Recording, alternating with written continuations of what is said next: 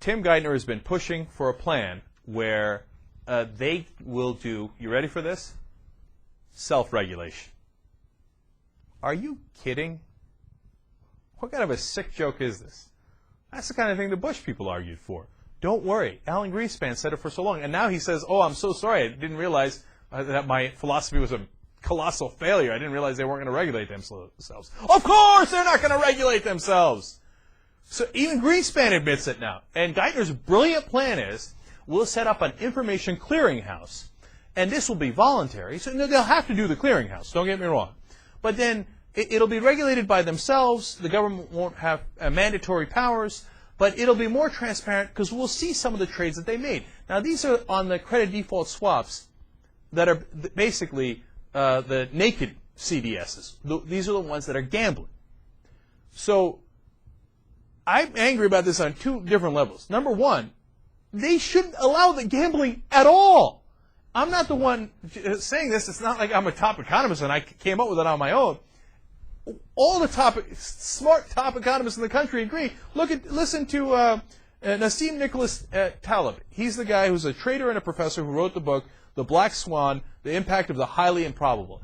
Where in that book, he nailed it. He explained exactly why the collapse was going to happen, and then the collapse happened exactly as he predicted in the book, right? So, what does he say? He says, quote, complex derivatives, that's these naked CDSs that we're talking about, complex derivatives need to be banned. There is no reason for them.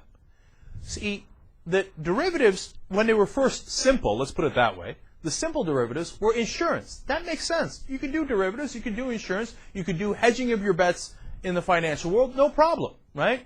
And Taleb and everybody else agrees that derivatives are fine. Complex derivatives are where they make a bet outside of the regulated exchanges with one another. Goldman Sachs bets Citigroup, for example, and says, oh, I bet that loan is going to be bad. And if it goes under, then you pay me. And but if it doesn't go under, I keep paying you a small amount. It's a deal like that. It's not based on any assets. So as Taleb points out, there's no reason in the world that you should allow this kind of high-stakes gambling, especially because if it goes under, it drags down the whole economy with it. And that's what happened in this case. So that's point number one. Point number two is, if you're going to have it at all, which you definitely shouldn't, you're going to allow them to voluntarily regulate themselves? That's what they were doing now.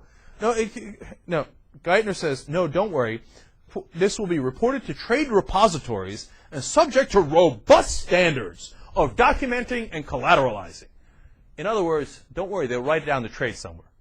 That's why it's an information clearinghouse, and we will be documenting it.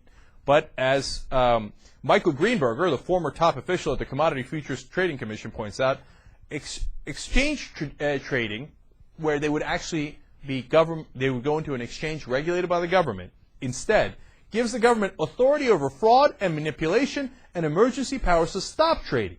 And it creates the kind of public transparency that isn't possible in a privately run clearinghouse. In other words, the private clearinghouse doesn't do anything. The government can't even come in and do any of the,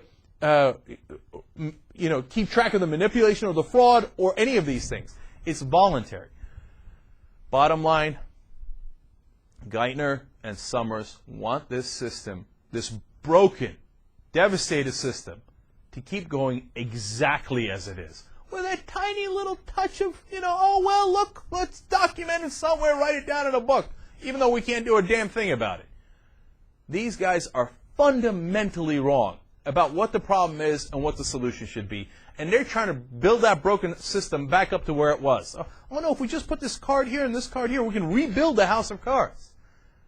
If Obama agrees with this and he goes down this road and he does not listen to those Democratic senators who were trying to warn them against them, it's going to be an absolute disaster.